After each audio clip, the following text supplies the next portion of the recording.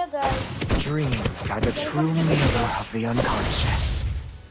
അപ്പം നമ്മുടെ വീഡിയോയ്ക്കകത്ത് കുറേ ഒരു കമൻറ്റ് ചെയ്തിട്ടുണ്ടായിരുന്നു അവരുടെ ഐഡിയ ഒന്ന് നോക്കണേന്ന്.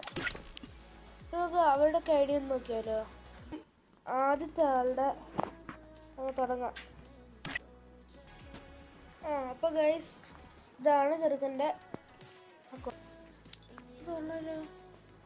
പ്രൊഫസർ കേട്ടോ, സീൻ ഡബിൾ പ്ലെയർ ടെർമിനേറ്റർ